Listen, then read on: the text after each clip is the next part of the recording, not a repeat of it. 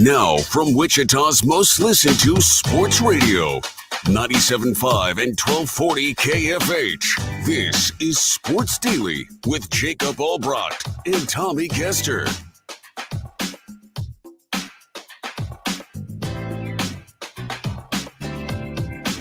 Welcome back in, everybody, to another edition, another week of Sports Daily. So glad to be here with you on this Monday. Happy Monday to you as we get the first full week in March Madness, the craziness. We'll talk about college basketball plenty today. Jacob Albracht, Tommy Castor here with you. We'll continue to follow the NFL storylines through the combine and all the other stuff that's been happening. We've got some giveaways for you today. We've got contests that you can enter, all kinds of fun, and it's all available to you on the KFH hotline, which is, of course, 869-1240. Tommy, good morning. How are you? How was the weekend? It was good. It was windy this weekend. Couldn't, really get out and I feel like super enjoy the weather because of how windy it was. If you listen to this show regularly at all, you know how big of a golf fan I am. And there's nothing better for me on a Monday morning than when a golf tournament was delayed because of weather on Sunday. And so now there's a Monday morning finish. So I'm watching live golf. I've got it on in the background. You've got the leaders that have a couple of holes to go. And, on a Monday morning, there's really not a whole lot of live sports going on. So I'll watch the end of a golf tournament on a Monday morning. It's a great way to start the week. Yeah. If that's how you want to start the week, that sounds great. That's good. What tournament Nothing is it? wrong I don't with even that. know where we are. No. Okay. So I'm going to tell you the name and you're going to say I've never heard of it before. And I hadn't either. The Cognizant Classic in the Palm Beaches. It used the Honda Classic. I don't know if that name rings a bell at all. It's a big tournament. They just got a new sponsor and changed the name, but Rory McIlroy played in it this year. Ricky Fowler got some other big names. And so even though I didn't recognize the name, still a pretty big tournament. Yeah, look, I get it. I get it. I'm not outside of the majors. I'm not much of a golf watcher. If Gary Woodland's involved, I'll flip it over. Now, if Adam Hadwin's involved, I'll probably flip it over. If Ryan Palmer is involved, I'll flip it over. Otherwise, it's all just, sort of like final day of the majors, maybe like some weekday morning first round stuff just because on the majors. But that's about it for me on golf. It was a pretty tight weekend. We had our third grade basketball game canceled, and that was annoying because it was a lot of the girls' last game. So we just played like a dads versus kids game, and we crushed them. The dads owned it. It wasn't even close for those keeping score out there like we were. We had to put those little girls in their place a little bit. No, it was fun. I'll tell you what I did last night, and this is an interesting. I used to have a thought about this that as life has changed, my thought has changed significantly. So I went and watched the new Dune movie last night, Tommy, by myself. So I used to give people a hard time who would go to the movie theater by themselves. Now I kind of like it. Like, it's great to go to a movie by yourself, right? And forgive the dog there. It is a great. It was like me and one other person in there. So I go and, well, first I'm running a little late, so I get up to the counter and I don't listen to what the guy tells me where the theater is. I walk down the hall, I see Dune, I pop in. I immediately, I'm like, oh man, there's no previews there, or these previews are really short. And I'm like walking in front of people trying to find my seat, and I'm like, this jerk's in my seat. Like, okay, fine. So I go down to the front row corner, and I'm like, well, this is gonna not be my favorite thing in the world. I'm kind of watching and I'm like, boy, it's either like a dream sequence or this feels like this movie's starting fast. Like, what is happening here? And then it dawns on me. I'm like, oh God, I bet I'm in the wrong theater. This is probably a different. And so I leave that theater and then go find the actual theater I'm in, and then sat down and watched this great movie, by the way. I don't know if you watched the first one. It's fantastic. But movie by myself on a Sunday night, and I got no problem with it. I kind of enjoy it. I first started this with the new Star Wars movies when they came out. I was like, there's no way I'm going to see this movie unless I go like at night when everybody's asleep by myself. And now I really kind of like it. Yeah, I'm okay with doing a movie by yourself. That doesn't bother me. I would go and do that in a heartbeat. I can't go to restaurants by myself. Fast food is one thing, but I can't go to like a sit down restaurant What about sit at unless the I'm going bar? unless I'm going to the bar. But I've done it where I've like been table for one, and Oh go and man, sit, and no that's way. kind of rough. No. I Nope. can't handle that. Sitting at the bar is okay. That being said, though, I'm a little bit different than you because I know you're the kind of guy that you want to sit at the bar, you want to talk to people, you want to get to Yeah. know them. I just want to kind It's of one be of my left favorite alone. things to do. So if it's a busy bar and like if I've got to sit on a bar stool in between two people I don't know, that's going to make me uncomfortable. And maybe like if they talk to me, I'll talk back, but I'm not going to engage them. Oh man, no, that's one of my favorite activities in the whole world is to do that. It is just it's fun, but no, by yourself. No, I feel terrible when I see somebody sitting by I just want to go sit with them. And Yeah. my wife used to make fun of me. She's like, they probably are here for a reason by themselves. And I'm like, no. I need, and she's like, just let it go. Just let it go. It's this weird, like social interaction thing that makes me uncomfortable. Jad, how do you feel about movie by yourself? I can do a movie by myself. That works out just fine, I think. I Yeah. I will now. I won't go to a selling that or something that's going to be like really sold out by myself. I won't do that. But something that I don't know, something that's been in theaters for a little bit, and if like you said, maybe you would be one of the few people in the theater. And then, yeah, sure, I'll Like go and catch see. a matinee, maybe, Yeah. something like that. I'm as far as like just movies in general, I used to love going to the theater and watching movies. I can't even tell you the last time I went to a movie theater and watched a movie. I mean, it's maybe been 5 years, 4 years, 5 years. Really? It's been a long time since I've gone to a movie theater. I love it's one of our favorite things to do with our kids. Now, granted, your kids aren't old enough to go to the movie theater yet, but and ours are finally all three capable.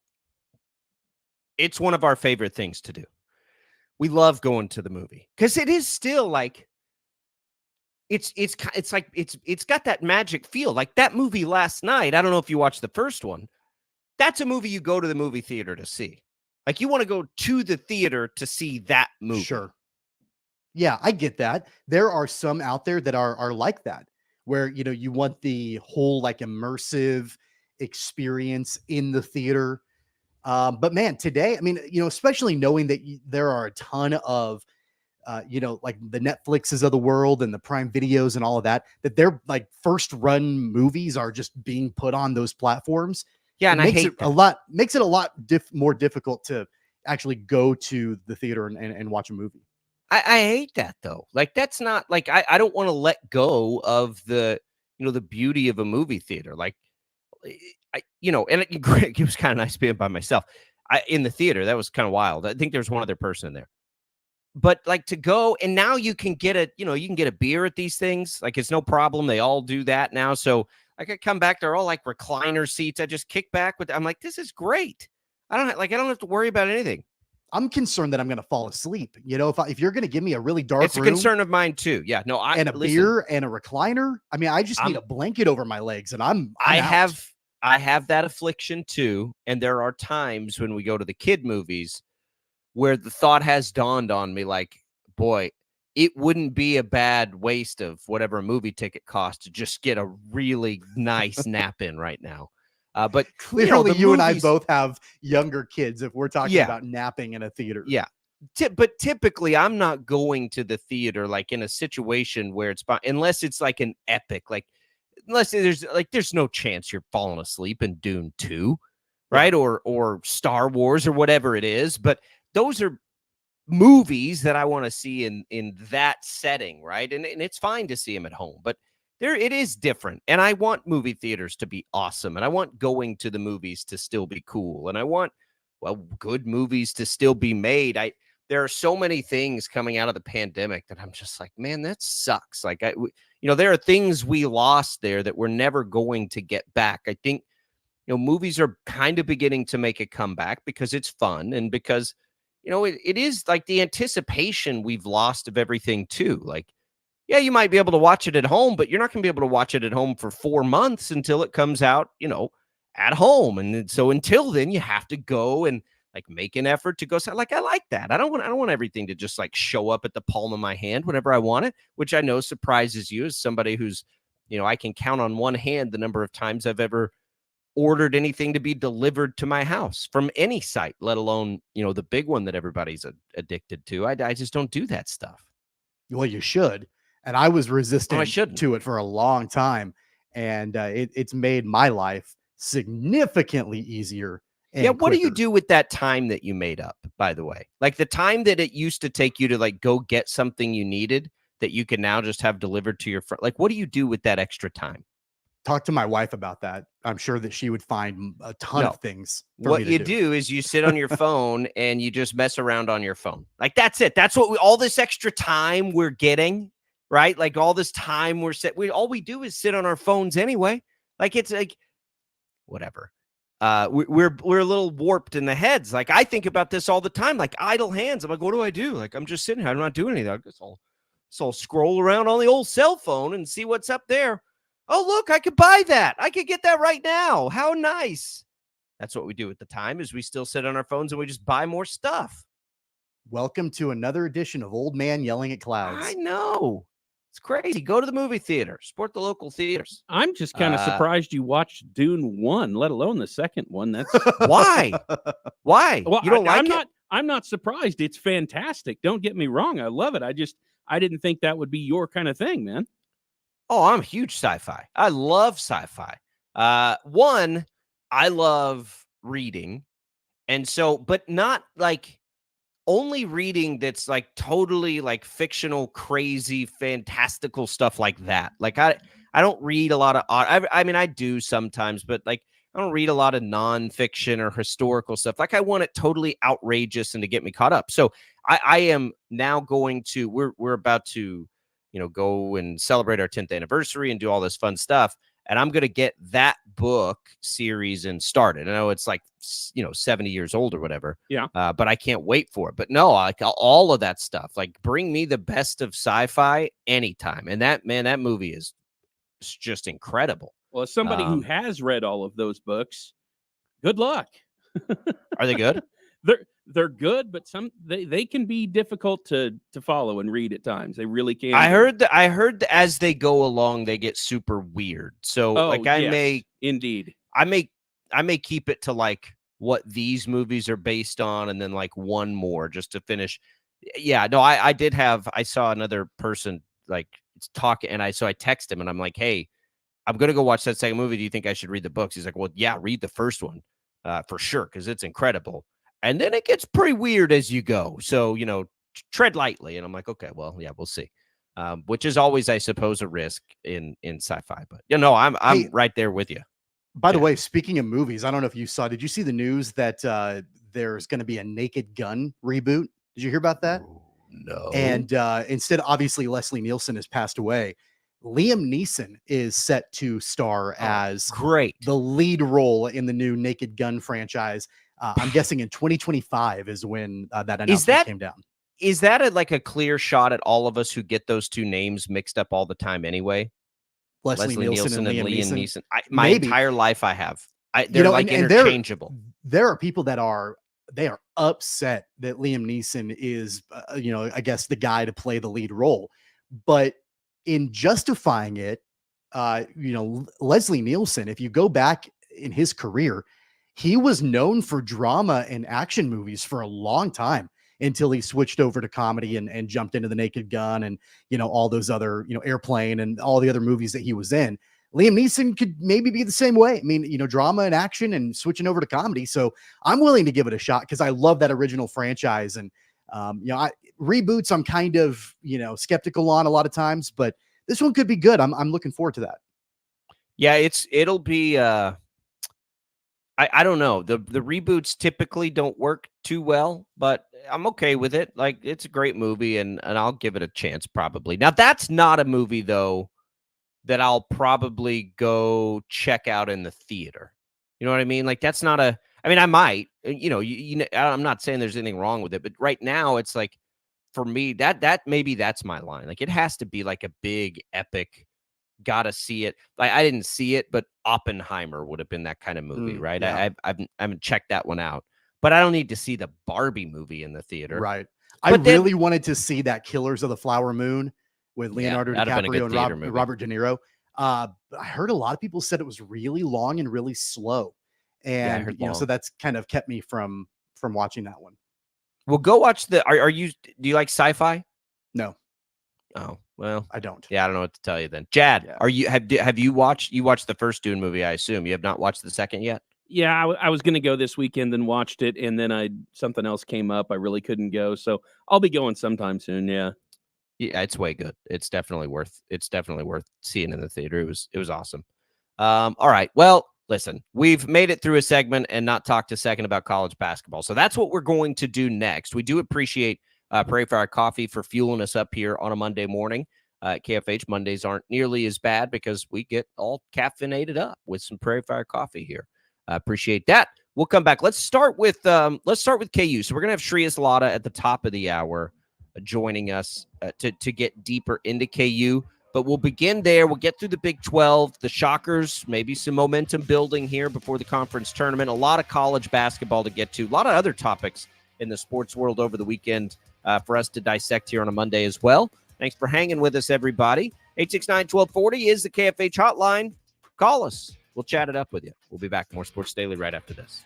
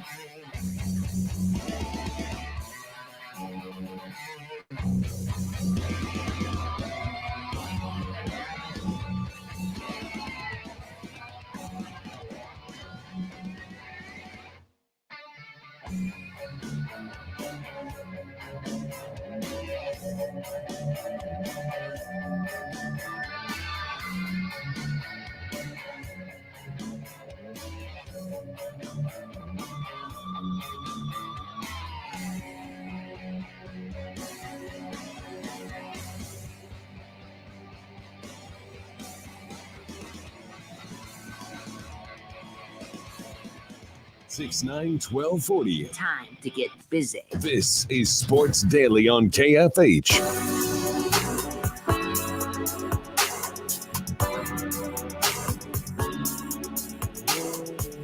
All right, welcome back in, everybody. Sports Daily here on KFH. Jacob Albracht, Tommy Castor alongside you. Tommy, busy college basketball weekend. There was a minute there I thought KU might be able to get it done on the road in Waco, but it didn't hold up. They hung around in the first half. We saw Kevin McCullough healthy. He played 31 minutes. He, outside of shooting the three, he had a couple of turnovers, but 9 and 19, like he was in there doing his thing, and it wasn't enough to go beat Baylor on the road. I don't know what the expectation for this team to, should be. I think that they're in big trouble in the postseason. Like what is the ceiling? Like if we're trying to redirect and redefine, is it to have a good draw in a regional and make a run to the Sweet 16, make a run to the Elite Eight? Like I'm having a hard time now imagining like a best case scenario, because it's real easy to imagine the worst case scenario. I'm having a hard time with a best case scenario. Like how good could this team still be in the postseason? I think best case scenario, if everything is clicking and the draw is good and they're up against an opponent that they match up well against, they could be a Final Four team, I think, best case scenario, but that is absolutely best case. Like everything has to fall exactly the right way for this Kansas team.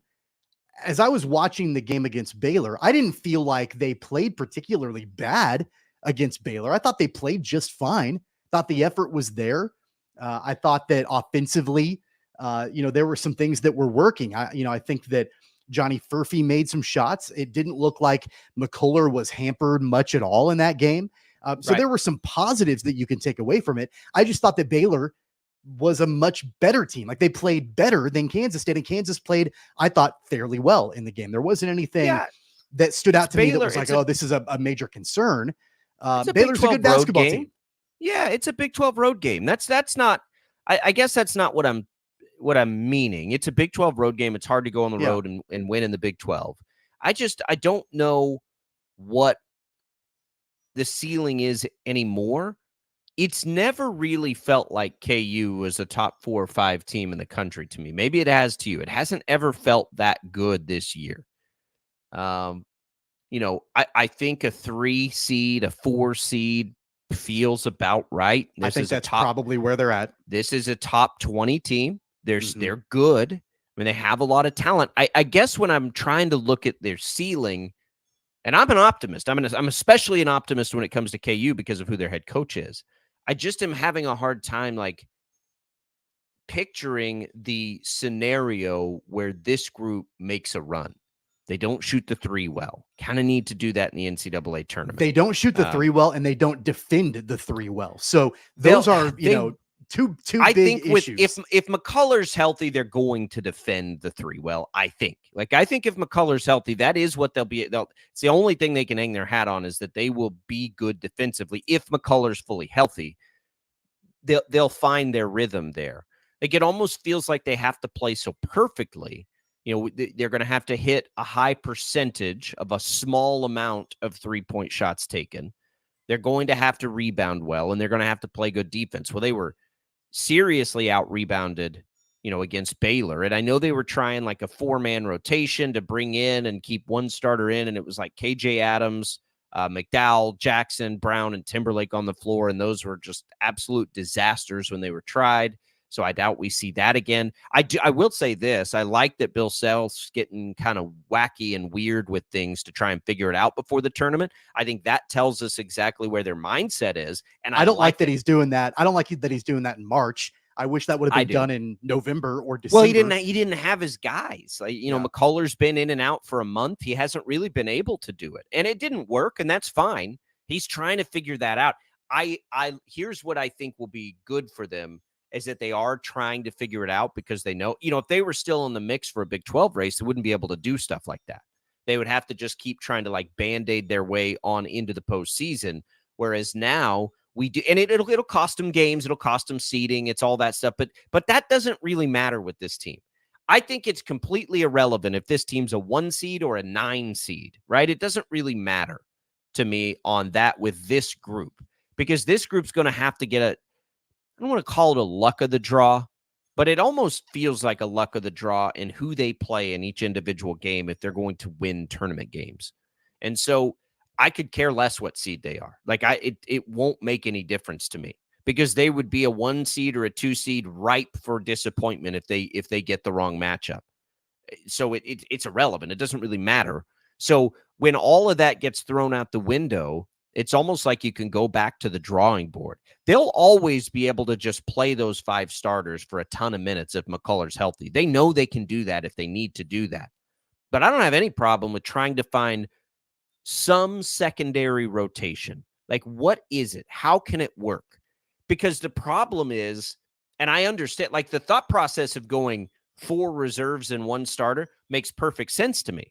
It's that, can those guys maintain? We get everybody rested all at once, and then we go back to full force all at once.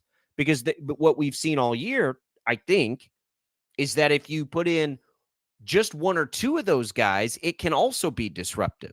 So it's like you almost have to have all or nothing. So by subbing in all 4 of them, you're going all or nothing, but that nothing can't be as bad as it was in this game, or it's not going to work. So I'm curious. I'm very curious to see how they continue to tinker with that, to see if they can't get it where it needs to be before the postseason. Well, like I said, I think that their ceiling, if everything goes well and everything plays out the way that they want it to play, could potentially be a Final Four. That's the best case scenario.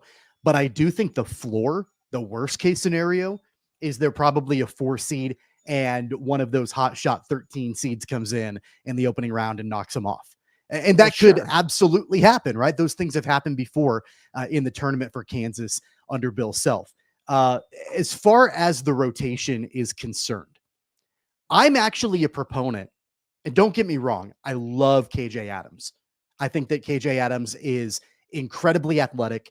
He brings energy to the table, but his skill set is fairly limited in what he does. Doesn't rebound the ball well, doesn't really shoot the ball particularly well outside of 4 feet.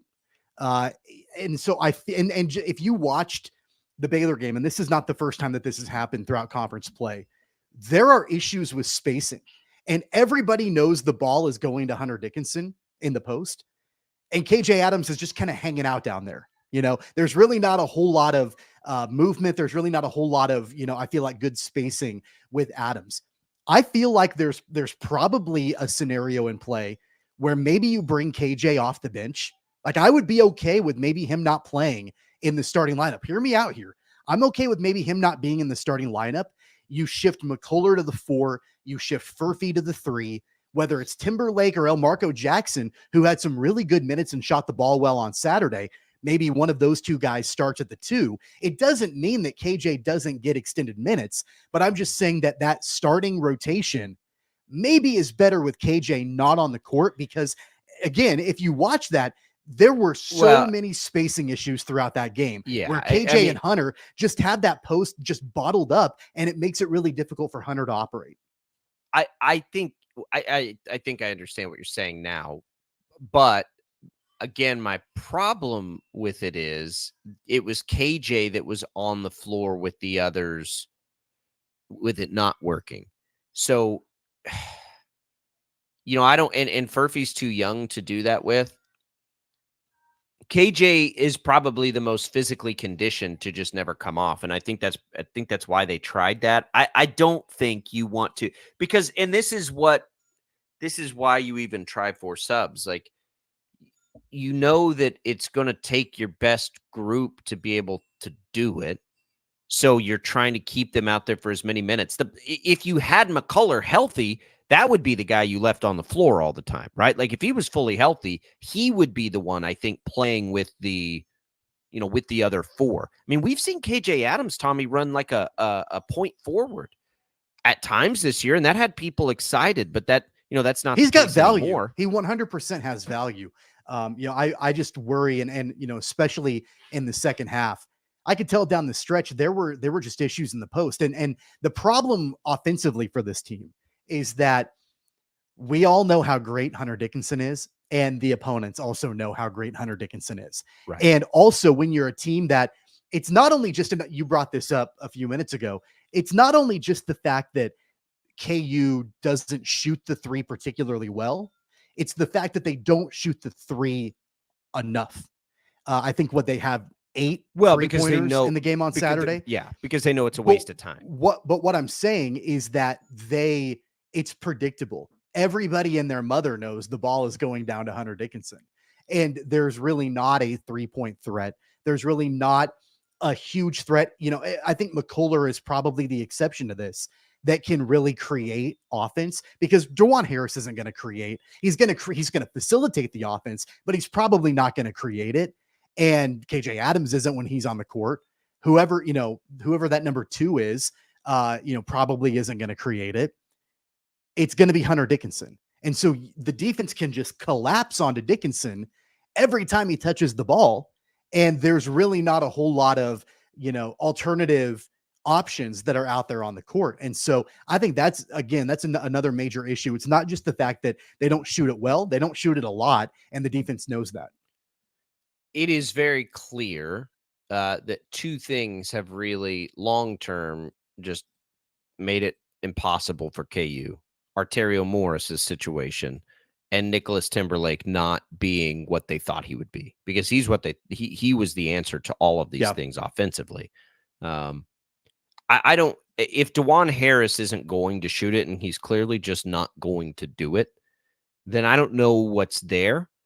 McCullough does change things, but look, and here's the other thing. Baylor had fewer bench minutes than KU in this game. Baylor was very starter heavy. They ran 5 out there pretty much the whole time. But their starters hit shots. Their starters hit big shots when it mattered. Ray J. Dennis was, unreal down the stretch. It's just,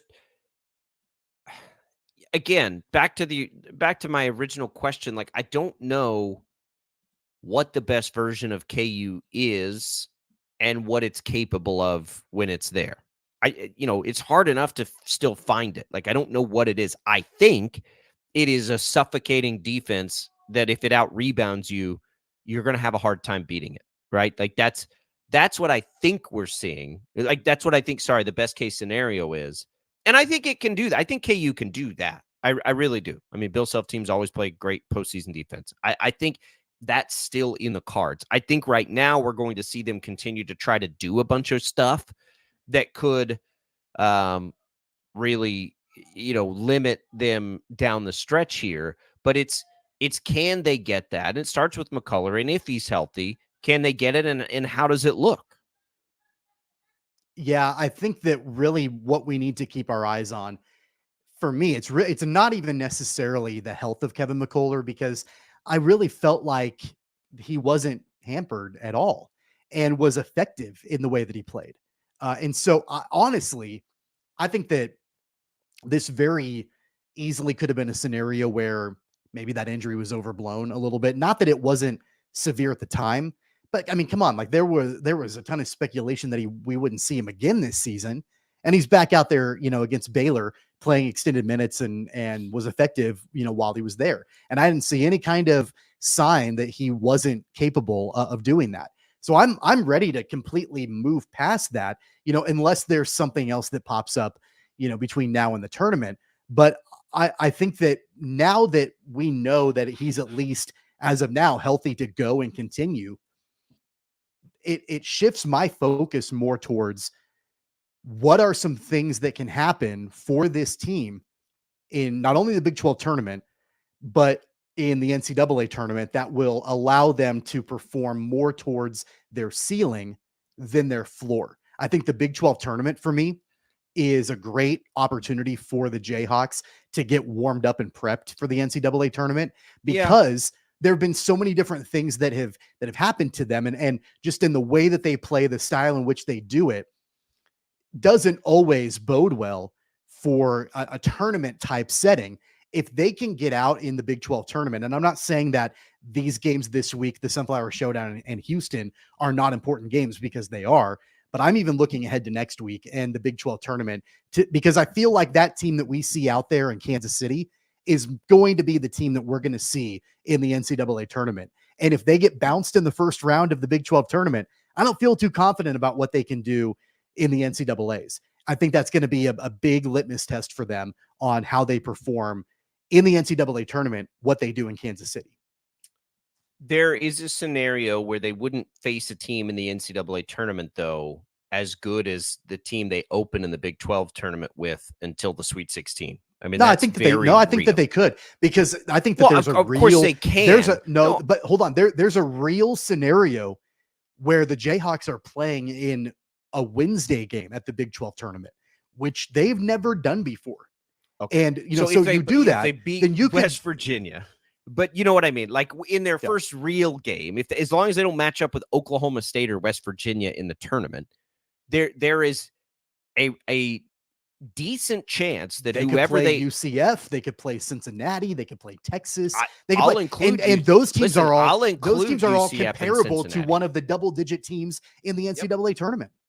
I'll include UCF and Cincinnati in this. So let's say they're a 4, right? And they get whatever the 13 is, and who knows? Sometimes 13s can crush you because they're whatever. But you know what I mean? Okay, so you get through that. Then you play a 5. Well, you could play a 5, that might be the 4th or 5th best team in the SEC or the Big 10. There's a real decent chance that team's not as good as who they open, or who they, outside of a playing game, open the Big 12 tournament with. So I think they're still going to mess around with the Big 12 tournament. They'd like to win it, but whatever they do, it doesn't go very far if they're not the best defensive team that they can be. And I don't know offensively if anything other than DeJuan Harris seriously trying. Can you mandate? Is there a way that you mandate, like DeJuan Harris? We need you to take at least 3 threes in every game we play down the stretch. That's it. That's all we're asking. 3 times, take a 3, right? Because if you can hit 1 or 2 a game, it's going to open up the offense. It's amazing to me because he's not as bad a shooter as you'd think when you see that he never takes shots, right? When he's wide open, that dude buries threes all the time over his career. He just won't do it. And so I don't know what else is out there for them outside of a hurt. And here's the other thing, maybe, to sort of let you be an optimist. Kevin McCullough and Hunter Dickinson are 2 of the best players in the country. So at any given time, you have 2 of the best players in the country on the floor together. K-State showed us last year you can go to a Final Four when you're featuring 2 of the best players in the country together. Now, Marquise Noel happens to have a 3-point, repertoire in the mix there, which McCullough's not that kind of shooter, but McCullough can shoot a 3. I just like that is also still there for this team. And so I don't want to be doomsday, probably as much as KU fans want to be doomsday on this Monday morning. Yeah, I don't feel like I'm being doomsday. I feel like I'm being realistic. You're not being doomsday. You're not being doomsday at all. I'm just there are a lot of people that are like, this team's not doing anything. They're done. And maybe that's the case, probably is the case. But what I'm trying to find now and what I'm curious to see over the stretch is, but what if that's not the case? What is it that could make that not the case? And I just keep coming back to, well, they're going to have to be the best defensive team in the country. And I don't think that's a stretch, Tommy, because they have at least 4 of their 5 players out there at any given time of their starters that are capable of doing that, that are capable of being, all conference, maybe at their best, all-American level defenders. So that's it. Can you just go and hold everybody under 70 points every game you play? Maybe. It's going to be a tough ask. Baylor put 82 on him. I know, but they were running out 4. The bench got more minutes in that game than it ever has before. In order for them to do what I'm saying, the bench gets no minutes, none, nothing except for a momentary breather, combined maybe 8 minutes off the bench. That's the only way that happens, because anytime you substitute any of those guys in from the bench, you're going to take a big defensive hit, let alone all 4 of them at the same time. That was interesting. I like the experiments. Let's see what happens. We'll come back. We'll talk about K-State a little bit. We'll have more on KU with Sharius Lott at the top of the hour. We'll see what he thinks about that. What could be the ticket if there is one for KU? And of course, we'll get into the shockers as they are, picking up the most steam they've really had all season. We'll have it all for you as we roll forward on Sports Daily.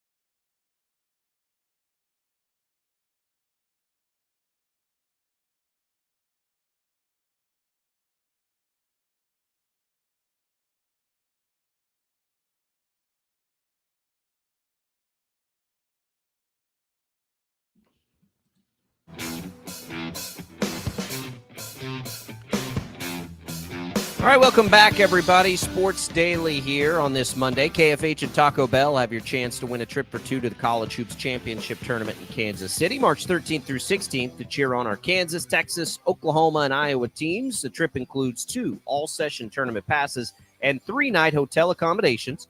To enter, simply text TB BIG to the number 20357. If you want a complimentary breakfast burrito, you can go to kfhradio.com, click on the events page, download the voucher, and then head to any Wichita and surrounding Taco Bell locations, excluding Hutchinson. Your chance to see the College Hoops Championship Tournament and snag a complimentary breakfast burrito from Taco Bell happens here on KFH.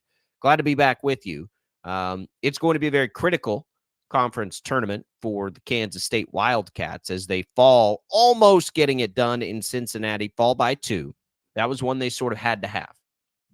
Now you go to Kansas, who's going to be foaming at the mouth after their recent stretch. That game is tomorrow night, the late game.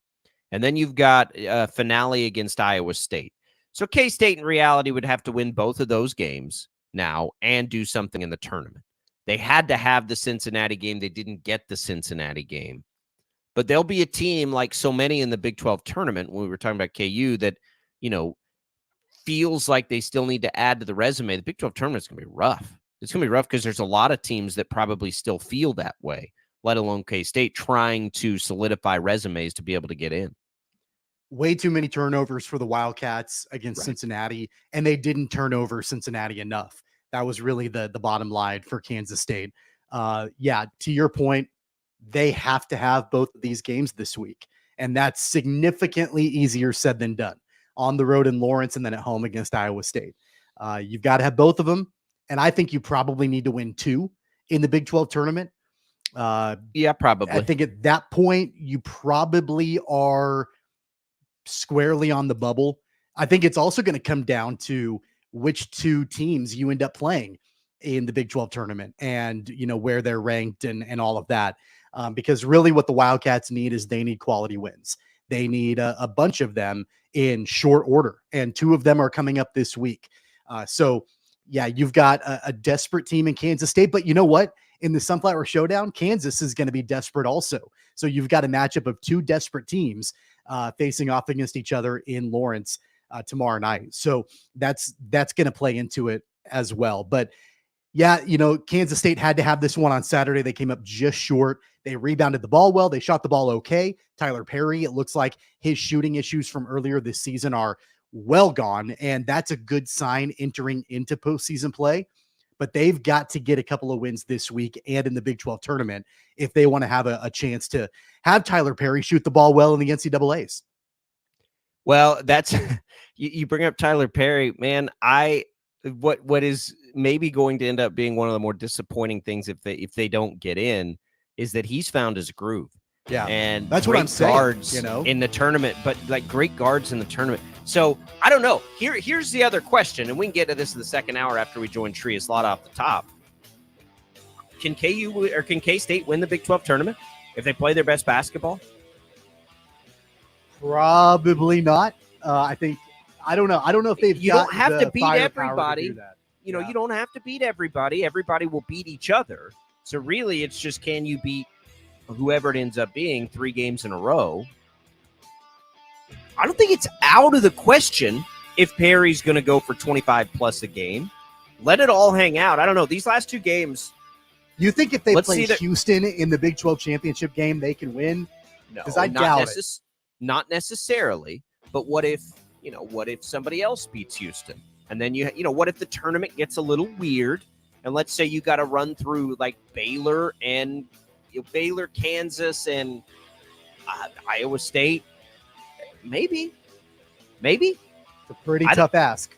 Listen, we're going to go glass half full at this thing. Until it's done, it's not done yet. And if Tyler Perry's scoring 25 a game, then maybe.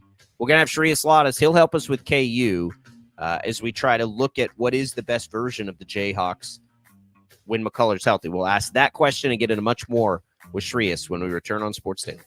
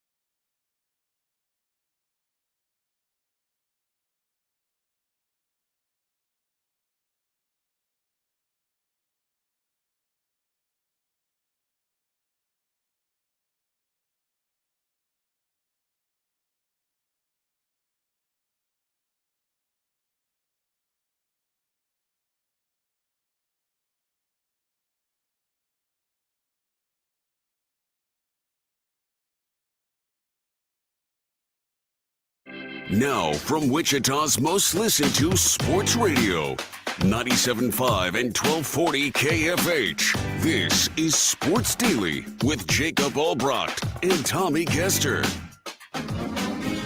It's that time, Sports Daily, getting all the inside information on the Kansas Jayhawks. Let's go now to the KU football and basketball beat writer from the Kansas City Star, Shreyas Laddha. All right, welcome back in, everybody. Sports Daily. Glad to be here. Glad to have Shreyas Laddha in to help us with KU. Can't get it done in Waco against Baylor, even with Kevin McCullough playing significant minutes. KU now has an interesting final weekend tournament. Shreyas is the beat writer for both KU basketball and football, and we'll get to the new contract for Lance Leipold and some of that stuff in a little bit. We haven't picked Shreyas' brain on that, but let's start with basketball, Shreyas.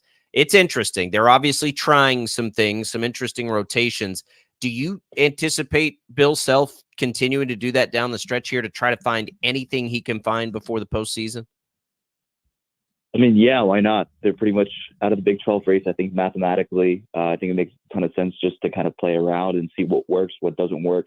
I mean, we saw extended play for Marshall Jackson. He played pretty well down the stretch against Baylor.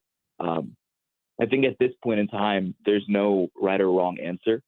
I anticipate they'll probably beat K-State on Tuesday, probably lose to Houston on Saturday, and go into the Big 12 tournament playing on Wednesday. So I wonder, Shreyas, looking at the game on Saturday, I didn't feel like the Jayhawks played that poorly. I just thought that, Baylor really down the stretch hit the shots they needed to make to win the game.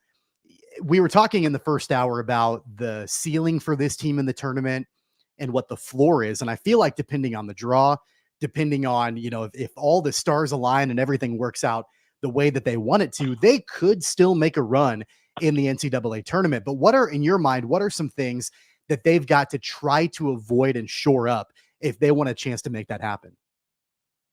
Well, I think their three-point defense has got to be better. They were better in the second half against Baylor. They still gave up 3 threes. They got outscored three-point differential by like 12 points. So definitely think that is a big thing.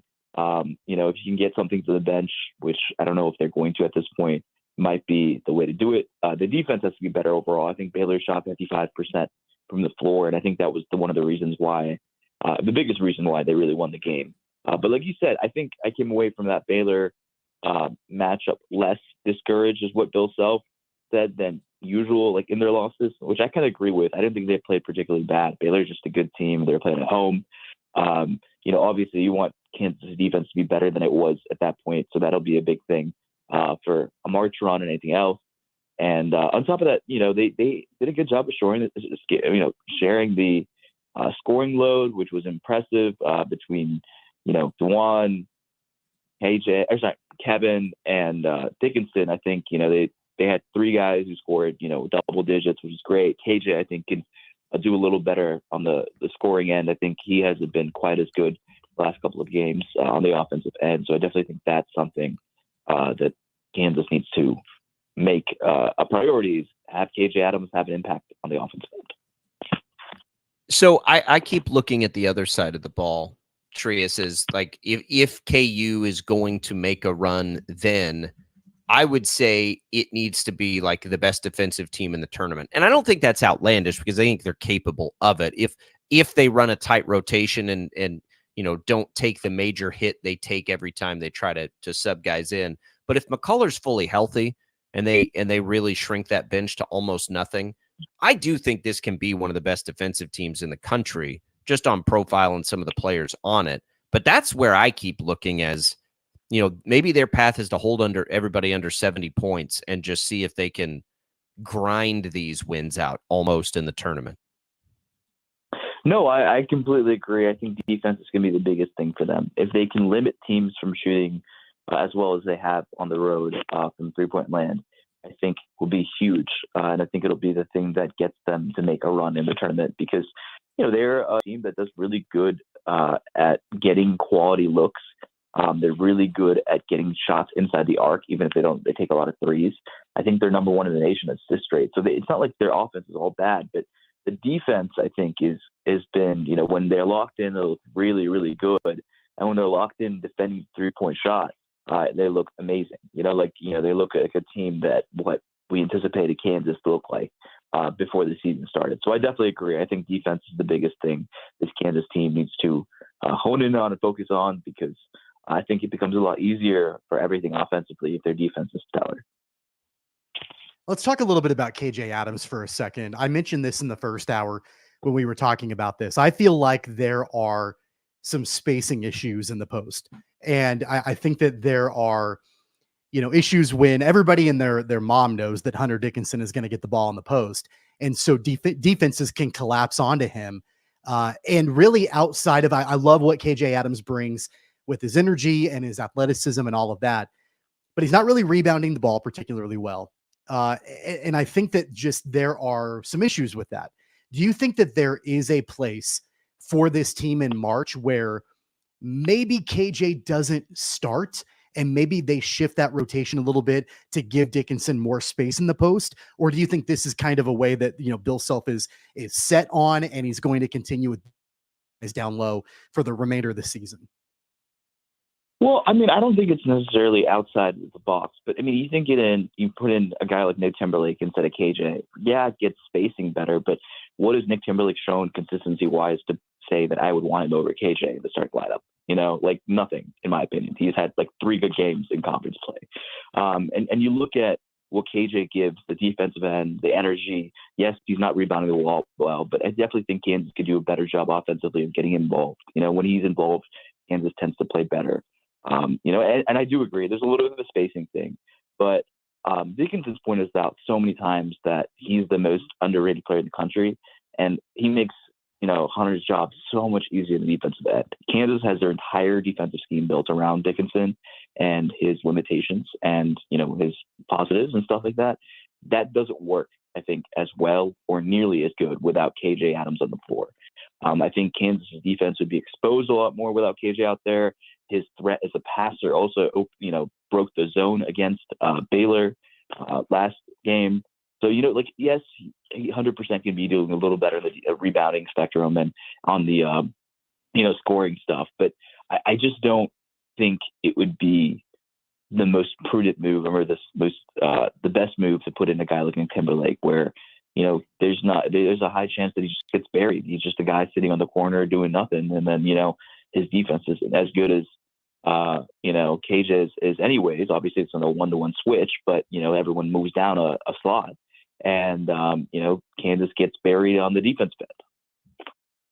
So Shrey, as I'm looking at just to try and find all the glass half full stuff. So I'm looking at Ken Pom this year, where Kansas is ranked 42nd in adjusted offense, 11th in adjusted defense. And I think their ceiling is even higher in defense. And I look at that and it's like, okay, but so I'm like, what team felt the same to me going back? Well, San Diego State last year went to a national championship game with a bad offense, basically. And they did. They were 75th ranked offensively, but 4th ranked defensively. Tournament success does predicate a lot of the time on defense. So, if Kansas can keep that level of defense, it's probably not as damning as it feels when we watch it, because they do a lot of the things that deep tournament teams sort of do, right? And they have that in the tank. It's just it doesn't feel normal for us to view Kansas coming into a tournament like this. But it's not that bad. Even Kansas State last year, we look at Kansas State last year and the run that they made, and we all think about, the offense and Marquise Noel. They were okay. They were 37th last year in the country offensively, but they were 27th defensively. Again, good defense when you look across the board up and down seems to take teams through. So maybe Kansas can make a run based on that. Yeah, I don't think it's out of the realm of possibility. I think I've mentioned this before, but I think Kansas is a team that's built for a tournament run more than they're built for a Big 12 title in the regular season. I think, the rest, the recuperation, the thin bench, all that stuff, a lot of those things are mitigated by, NCAA tournament stuff. So I think the offense has its ups and downs, but like you said, the defense is its calling card. Obviously, it hasn't been perfect, but it is something that Kansas can lean on when they're locked in and really working on it. I mean, like the big thing is I think the defense at home has been pretty good for the most part outside of the BYU game. On the road they haven't been as great defensively defending the 3-point shot. But also now, after the Houston game, every game's a neutral site game, and in Omaha, I'm guessing Kansas fans travel well too. So I'm curious to see what happens at that point. But just looking at this team, I think, like you said, this defense can be better than it is right now. The offense will probably fluctuate between, really good and pretty okay or mediocre. But that's okay, I think. It's not out of the realm of possibility. It's just going to end up being on matchups, I think, overall. They play a team that shoots a lot of threes and can defend decently well. That could be an issue, But even then, like BYU wasn't a great defensive team, and they still beat Kansas because they had plus 30 in the 3-point margin. I think the biggest thing for Kansas is if they can defend the 3 ball, they're going to make a run. If they can't defend the 3 ball, they're susceptible to a early exit. How'd you feel about Elmarko Jackson on Saturday?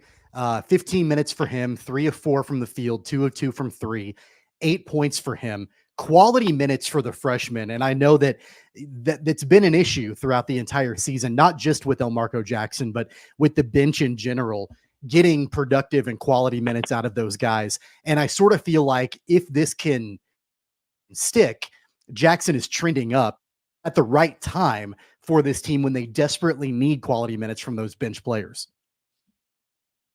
Yeah, I mean, I definitely think he's been looked better in the last few games, and the scoring was great to see. But I'm not like I asked Bill about it post game, and he was like, "Yeah, it's good to see him make a couple shots, and hopefully that translates, in the next couple of games." And I'm kind of at the same thing, like one game is not going to swing. We've seen 1 or 2 good games from Nick Timberlake, and he's kind of gone back to being what he was before, right? I think it's great to see, maybe he can parlay that into the next games or into a nice little spurt in the Big 12 tournament play or whatever, and NCAA play. But I think it was positive and good to see, but I need more of a sample size before I believe in Elmarko Jackson being a meaningful contributor for this Kansas basketball team. All right, let's shift quickly a little bit of time here with Shreyas Laddha, University of Kansas football basketball beat writer. Real quick, because this happened after we talked last week, the Lance Leipold extension, the contract is there. What do you make of this? I mean, I don't think it surprises anybody. I think if we're trying to read into it, the only thing that I can read into it is that it just solidifies, I think, the fact that there really isn't any concern of Leipold leaving Kansas at any point. When you get that kind of commitment from the university and he's turned these jobs down already, shouldn't this be like the final thing that lets KU fans just not worry about that anymore? Yeah, I mean, I never say never though, right? Things have changed quickly, relatively soon. But I think this was a big step in the direction of like, okay, well, he's gotten job offers from the national contending, like the national title runner-up, and it seems like he turned that down and he got some more money out of it. So I think it's very positive that Lance signed that contract. I think it's a great thing. Kansas needed to do it because his name is constantly mentioned in every job opening, it feels like, and I'm sure it still will be, even if he's not interviewing or whatever. And at the end of the day, I think it's just another step in the direction of this football program where they've come. And, if Lance wasn't locked up, there would be a lot more uncertainty surrounding this team, especially after this year with all these guys leaving the team. There's going to be a little bit of a rebuild, a little bit of a reload in a sense, with Jalen, all those other guys leaving. So, this is a really important year for Kansas football between the stadium being built, playing in Kansas City, Lance's contract, getting not extended, but getting more money, getting a little security. So I think it was really important that Kansas did what they did and, made sure, even if they have to pay him a little more, they didn't extend the contract, but, they gave him even more security and even more loyalty. And Lance seems pretty loyal to Kansas football. And I anticipate he'll probably be here until he retires. Well, we're excited about next year with football. We'll get through some basketball first, but it is going to be a wild ride to see for both the Kansas schools. We can't wait for it. Are happy for KU that they were able to do that for Leipold because we know how much that means to KU fans. Shreyas, we appreciate it. We'll stay tuned in here on these final couple of games for KU. The big one, of course, the Sunflower Showdown. I suspect the Jayhawks will show up in a big way for that one, and then see what tinkering continues to happen ahead of the tournaments. And we can find your work on it as you're always keeping a close eye on it at the KC Star. Shreyas, we appreciate it. We'll talk again next week. Absolutely. Thanks for having me, guys. There goes Shreyas Latta. Our phone lines back open the rest of the way here on this Monday at 869-1240. We have not talked Shockers yet. We will when we return. On the way out, let's give away some HTO. We can get you an iced tea, one of more than 25 flavors. Free cup of tea on us at HTO Wichita East, West, or in Derby. And the new Free Reign coffee is out at the Derby and East Wichita locations. So a brand new set of coffee offerings. We think you'll enjoy. Go check it out. A free one of those, a free tea on us here. Chad will get us a winner. First caller to that KFH hotline right now, 869-1240. We'll walk away with those prizes. We'll be back with more Sports Daily right after this.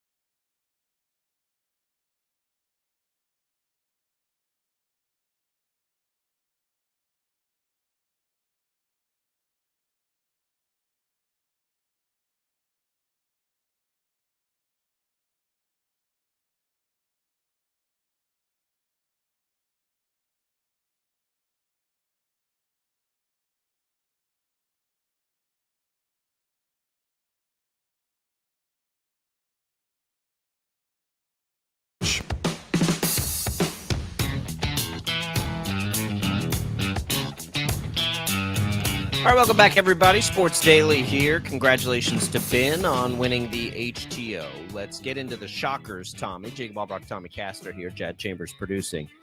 Look, this is what we want, right? We want them playing their best basketball at the end of the year. It's taken a long time, but this is their best basketball, I think. Back-to-back wins at UAB, followed up by a dominating home performance against Rice on senior night.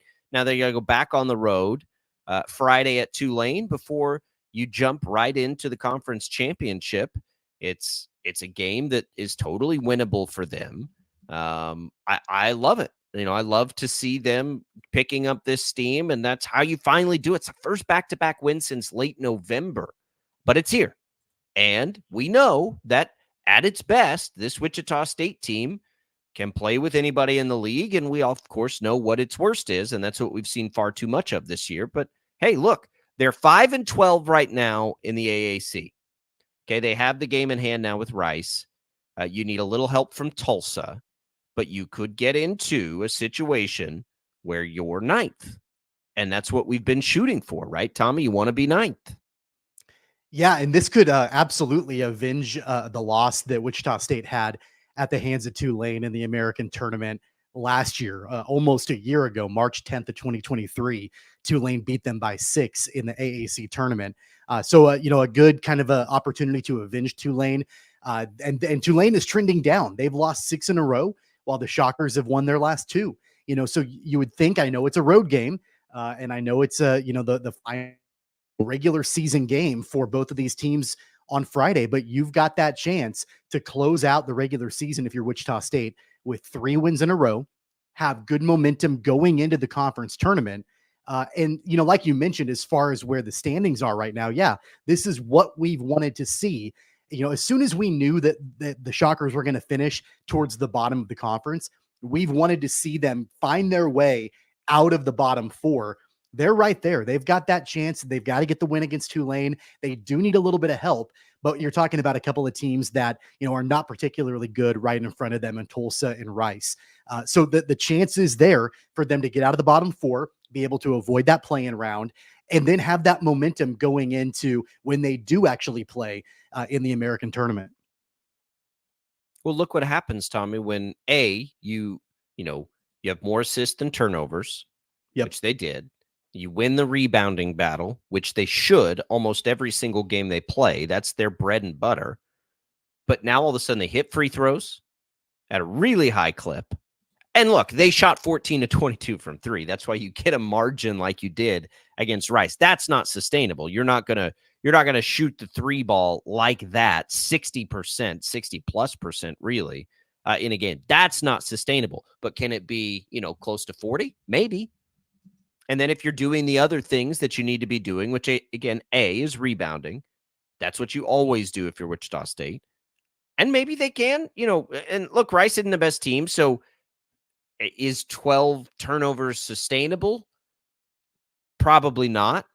Not based on what we've seen this year, but at least it gives you a taste of what this team is at its best. And we've known that, right? We've known at its best that it almost beat Memphis in Memphis, that it's almost beat Florida Atlantic in Boca Raton. And those things are there. So on a neutral court, if they're playing their best game, we've always known that about Wichita State. I think the most frustrating thing has been we just haven't seen their best game enough for long enough stretches. So maybe this could be the beginning of, seeing some of that, I suppose. Yeah, I think it definitely should be. And it was great to see the way that the Shockers shot the ball on Saturday against Rice. It was something that we've been asking for a long time. And, I wasn't sure if it would show up in that way, to be completely honest with you. Well, that's not sustainable, right? I mean, Sure. they're not going to shoot that way all the time. They're not, but I think that, clearly when the bottom was falling out with this program a few weeks ago, I was wondering if they could even shoot a respectable clip for the remainder of their games this season. And, they've had a couple of games back to back where they were able to do that. Will they shoot 63% from 3 moving forward? No, they're not going to shoot that big of a clip. And I understand what you're saying with that. But at least, I think that there is that mentality where, if these guys see the ball start to go in a little bit more, maybe that helps them out. And maybe that helps them out in must-have games, in games where it's win or go home. If you can have these positive performances close out the regular season, I mean, when you get into the American tournament, this team knows every game is win or go home, right? That they're not, the only way that you have postseason play is if you win the American tournament. So it's win or go home down the stretch. And seeing the ball go in the hoop the way that they did at the clip that they did on Saturday is only going to be a benefit to them. Yeah, it's encouraging. I think that's the best thing it is very encouraging to see a couple of performances like that. Look, even more impressive than the Rice win was the UAB win on the road. Let's be real, that's the first time they've won on the road in the conference all year. Now go do it again. I'm gonna tell you right now, Tommy, if they go do it again and they finish this thing with a win at Tulane and they've got 3 in a row and there's going to be a lot of excited Shocker fans to see what they might be able to, myself included. I can't wait for that. I can't wait for it anyway, regardless of what happens against Tulane, because I know what their ceiling could potentially be, and it's going to be fun and exciting. And it'll essentially be an NCAA tournament for them. You got to win in advance, or you're done. Your season's over. So that'll be fun to see. We'll switch gears a little bit mid-segment here. Did you see, I saw it this morning, Mike Evans has signed with Tampa. Let's talk a little football. So we have the combine and some free agency things. So Mike Evans re-signs with Tampa. That doesn't surprise me. It tells me that they're very likely going to bring Baker Mayfield back. Those two have developed a really nice connection. But Mike Evans is going to be a Hall of Fame receiver. And so staying there has always made sense for him. I bring it up because there were a lot of Chiefs fans and bloggers, and they kept bringing his name up, and it would be a fine fit for Kansas City. But again, I think we probably need to just step aside from Justin Jefferson fantasies, or are they going to go get T. Higgins? There's almost no way, as you see them tag now L'Jarius Sneed, again, the next step in very likely trading him, that I don't think receiver is going to be the spot. I don't think it needs to be the spot. If they wanted a big high-priced free agent, if they wanted a big high-priced wide receiver, they just would have paid Tyreek Hill when that time came. I don't think when they have their blueprint of what this roster looks like and its payroll is allocated to, wide receiver is not going to be on that list. I don't think, Tommy. I think we have to just be honest and say, look, all these big names, they're not. That's not what's going to happen for the Chiefs at the position. They may do something, but it's not going to be that. They're going to do something. I think that knowing the way that things played out last year and the fact that they've cut Marquez Valdez-Scantling, that they have to bring in a veteran of some capacity. I'm not surprised that it's not Mike Evans. I'm not surprised that he is back in Tampa Bay. He's a receiver that is synonymous with that franchise, and I don't think there was any way that they were going to let him walk. So that didn't surprise me that they re-signed him. And there are enough wide receivers out there that are veteran that I feel like the Chiefs, they don't have to overpay. They don't have to overspend on a free agent veteran wide receiver. I think that there are enough guys out there, and you and I have gone through that list of who all is available and at what level. And, do we think that the Chiefs will spend that much on each one of them? I think that there's probably a middle ground, and a portion of those guys, their names would make some sense. I go back to a guy like Hollywood Brown, depending on how much he's going to garner on the open market. High. That could be somebody. I know you like Darnell Mooney. I know that there are a couple of other guys that are out there that are probably more realistic in the price range that could still come in and be a reliable veteran receiver. Yeah, and they can still attack in the draft too. I mean, that's the other thing. I don't think that's as likely as it has been the last couple of off seasons, but Rashee Rice was a superstar and they took him in the second round. So they can do that again too. It's not all, it's not going to be T. Higgins or Mike Evans. I think Hollywood Brown's, although he would be a perfect fit, would be interesting, but I think he'll be too expensive. I think there are a lot of people that will be interested in Hollywood Brown. But there's about 1 billion options. And then we also have this X factor of somebody coming in and being a part of history, right? Being a part of a three-peat, playing with Mahomes. Look what Juju Smith-Schuster did. He was able to catapult a good year with Mahomes into a better, more lengthy, long-term solution.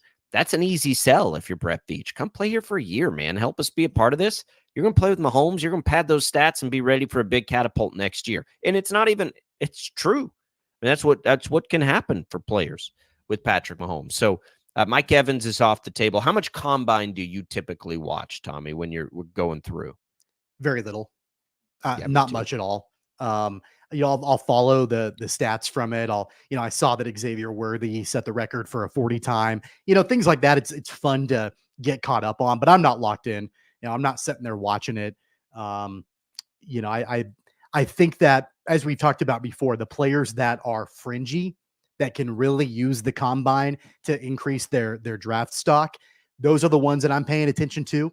And this guy is not fringy, but a guy like Roma Dunze, which I don't know if you've really followed him, has been just ridiculous in the combine, and the show that he's wanted to put on for the teams and all of that. I have followed that a little bit, but I'm not locked in watching every minute of it.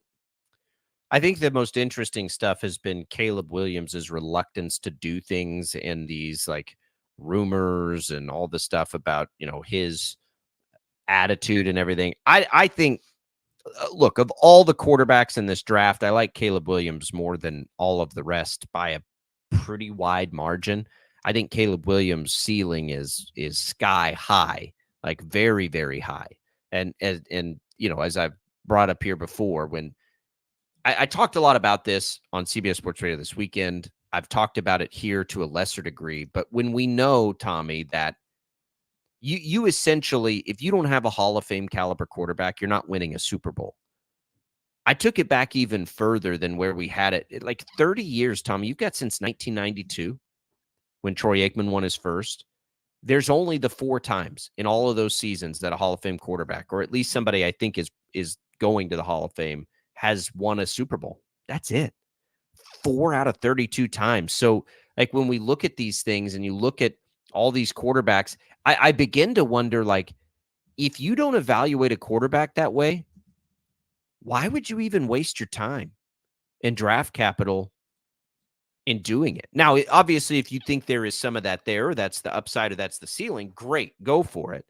But as I look at the quarterback class and all of these guys, Caleb Williams is the only one that fits that profile to me of upside. I think the other guys have a chance to be really good. It doesn't mean that they're not going to be good quarterbacks or they can't help their teams win or whatever. But when we're talking about winning a Super Bowl and doing all this, like all this stuff with Caleb Williams, and he's not throwing and he's not doing individual physicals, and it doesn't, like, who cares?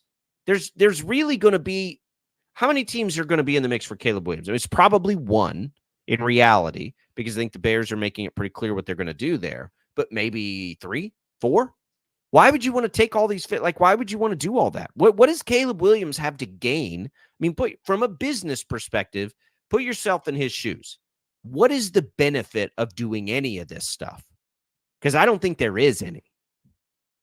Yeah, I think that the benefit is only for the team or the teams that think they have a shot at taking him. So we're talking about the Bears and maybe a couple of other teams that think that there is a slight possibility that Caleb Williams could be traded, that the number 1 draft pick could be traded. I think that's unlikely, as we've documented with what's going on with the Bears right now. But you're really talking about a small, very small number of individuals that would even be able to evaluate Caleb Williams. There are 32 teams in the NFL, and 30 of them or 31 of them, they don't care about Caleb Williams' stats at the combine because they know there's no chance in hell that they're getting Caleb Williams. So they're not paying attention to that. And it doesn't help Caleb Williams himself at all. So I think that knowing just the vast majority of individuals at the combine have there's no relevance to them. There's probably interest. I think people want to see what he would do. But from a relevant perspective, there's really no relevant reason for Caleb, or frankly, any of the teams outside of the Chicago Bears, to even have him do anything at the combine. Exactly. Right. And when you're looking at him, it's like, just go to the tape. Like, go to the tape. Right. I'm going to have individual workouts like they always do. I don't need to do this here. And I heard stories of him being awesome there. I heard some of his sound when, like, he's to me, I'm getting, the vibes of somebody who is above the shoulders, capable of that sort of expectation and role, which is kind of the last thing, because I like his physical traits like everybody else. I mean, he's not the tallest quarterback in the world, but he's 6'1", right? He's not like in the same range as some of the other questionables we've seen. He's big. He moves around a little bit. He's had a great college career. He's done it in a couple different places. I think he's going to be really good, and I think that's what the Bears need to do. It's Isn't the other it guys. I mean, it's I it's don't a know fool, about the other it's a ones. fool's errand, and it always is every single year trying to evaluate a rookie quarterback class. And Totally. there's no such thing as a sure thing, as we all know that. Go back to last year, for example. I mean, it was Bryce Young, right? I think there was a little bit of interest in, could CJ Stroud be the first overall pick, but it was Bryce Young. And then it was Stroud that had the fantastic rookie year for a lot of different reasons. So I think that, how many times have we looked at a quarterback class, go all the way back to the 2017 draft class, and the quarterback that was taken ahead of Patrick Mahomes and Mitch Trubisky, right? So it's so impossible even from a combine or anything like that to be able to give an accurate perspective on how a rookie quarterback is going to turn out, if that rookie quarterback will be a Super Bowl winner. So, I mean, it's impossible to tell. And then from a Hall of Fame perspective, just get out of here. There's no way to even That's assess what it that. takes, though. But I think that's part of the about, like, when you're going to, do the things it takes to get some of these guys, if you're going to get aggressive with it, I think you're wasting your time if you don't at least go to that place in your evaluation, right? Like if you're the Commanders, you're picking second. If you take a swing at a guy, is at the end of the world? Probably not. Didn't cost you anything but a second overall pick, which is a lot, but not, long term for the future. If you're the Patriots and you take the best of three, if you're further down and you take JJ McCarthy, like those aren't. I'm okay with that. But what's interesting is like what teams evaluate these guys as, and then you sort of step from there. And if you look back at it and you think about all the players that have been taken in that spot, I just wonder if that's the evaluation, or if teams just try to go find whatever the best quarterback in the class is and hope for the best. Because that's all when you we can think, do. Well, no, not really, because look at what the Chiefs did with Patrick Mahomes. Now we know Andy Reid saw that sort of thing in Patrick Mahomes. Nobody in the world expected the Chiefs to do what they did in that draft. They had Alex Smith. They were going to the playoffs every year. We didn't expect them to go make an aggressive move to take Mahomes. The reason they did it is because they evaluated that specific player that specific way, and so they were willing to do it. So, like, the aggressive moves to me should always be framed that way. If you take a quarterback because you pick high and you need a quarterback and it falls, that's not any different than needing a linebacker and taking a linebacker, right? It just so happens that, you have, but like for the Giants, let's say, who are rumored to want to move up in this draft, for the Giants to pay the price tag that it will take them to do that, it has to be for a player they evaluate that way, right? So think back to last year's draft for the Panthers. Think about what the Panthers gave up to be able to go take Bryce Young. Did they evaluate Bryce Young that way? And if they didn't, it's a colossal mistake. I mean, at minimum, it cost them Caleb Williams, right? And at most, it cost them way more than that. So I think that the teams that don't do that are making mistakes. Like if the Giants trade a bunch of capital to move up to take a guy they don't view that way, but only view as better than Daniel Jones, that's a mistake to me. I mean, Yeah, but keep in mind, when they took Daniel Jones, they thought that he was the guy. Like that happens from time to time. Right. It happens a lot, right? It happens all the time.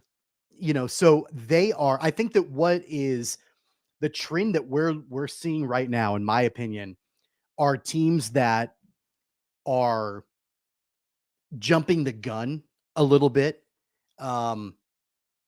Like take a look at the Bears, for example, and what's going on with Justin Fields. I get that Caleb Williams looks like he's going to be a star in the National Football League.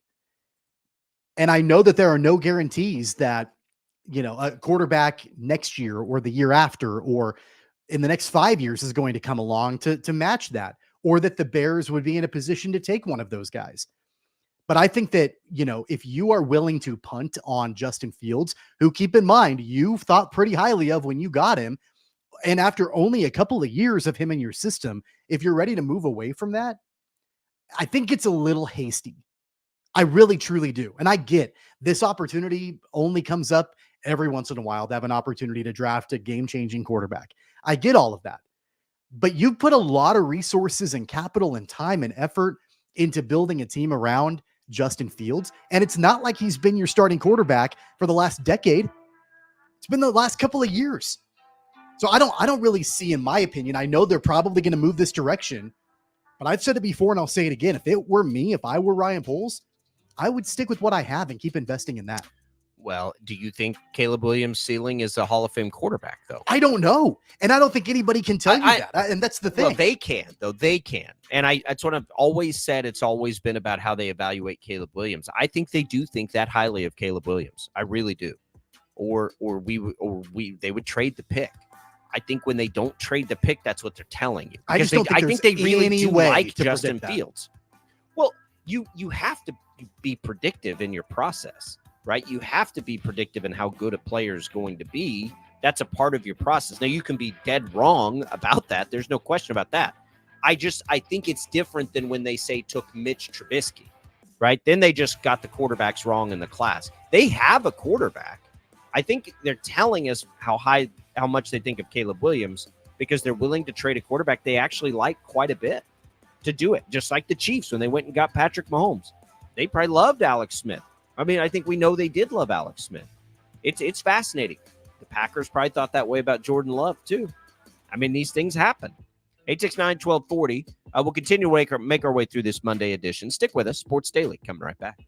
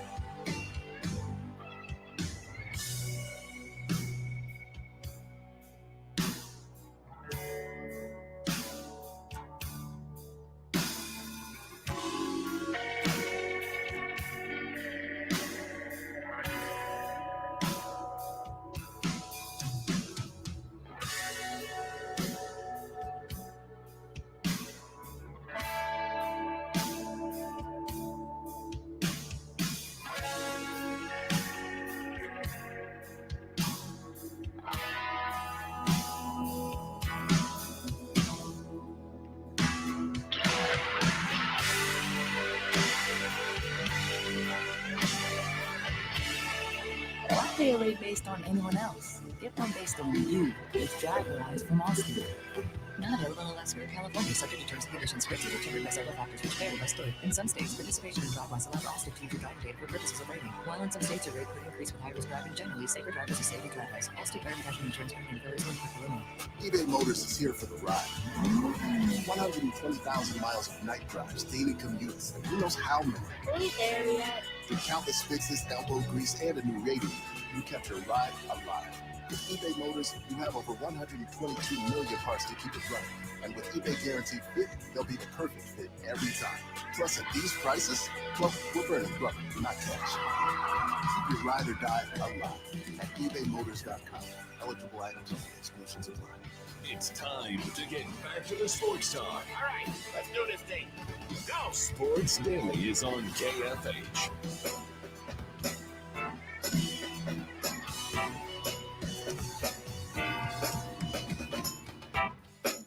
All right, welcome back in, everybody. Sports Daily. Good weekend elsewhere in the sports world, Tommy. Fun weekend. Wichita State baseball staying hot, right? Softball had a bunch of huge tests this weekend in what they had, but you got the baseball team sweeping Utah Tech.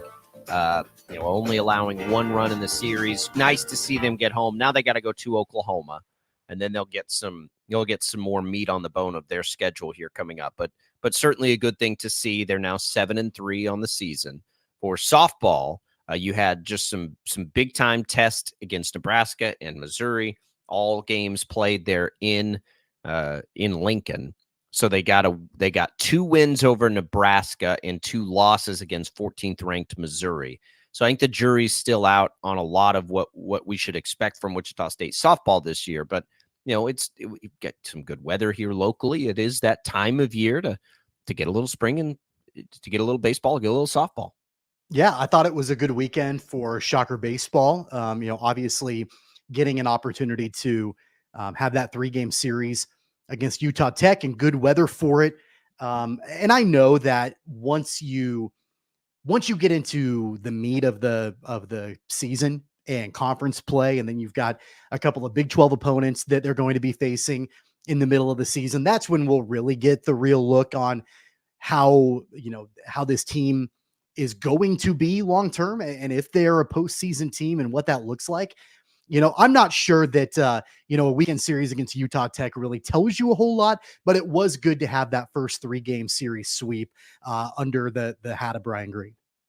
Yeah, it was good. It was good to see. We'll see as the competition ramps up, but I think there are promising signs to begin with. Let's jump to the KFH hotline, 869-1240. Real quick, we'll get to some thoughts from Earl. Earl, what's up? Welcome in, man. Hey, good morning, and welcome to a happy spring kind of day, right? Hey, that's Jacob, right. That's right. I'm trying to figure out how all the red flags of Caleb Williams not wanting to do a physical and his dad saying he's got to be a part of the team. And moreover, when he opted out for the bowl game last year, his teammates said, with him gone, said, now we have a team, and went out as an underdog and won, and the quarterback threw for 6 touchdowns. The guy, I believe, has a $1 million body, but I'm starting to believe that mine's worth about, a couple bits, because all that stuff tells me he puts himself over everybody. And it's, dealing with the dad, too. I mean, hasn't the NBA done that a bit with the Bells? And, in the NBA, there are less guys, so it's not as big a deal. But in the NFL, man, believe me, I'm a Sooner guy, so I watched him play and all that. But, he still gets sacked too much, turns the ball over too much after 3 years with the quarterback guru, Lincoln Riley. So he hasn't got better, and he seemingly doesn't have the right mindset for an NFL quarterback. So I would say buyer beware.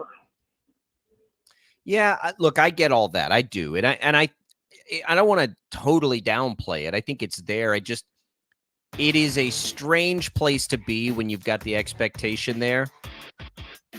And I also hear a lot of the good things the other way, that he's fine. I mean, he says the right things when he's given an opportunity. I think we just over-evaluate and over-analyze a lot of this stuff this time of year. I think physically he can do it. Mentally, we don't know that yet. I think he's got a chance to be really good. And I think he's got a chance to be the best out of this class for sure. I mean, I think it's a fine class, but as we're talking about that kind of quarterback, I feel like he's the only guy. I appreciate the call, Earl. We'll get into it later in the week. Call us back. We'll take a quick break. We'll come back. We'll tell you what's on the network next.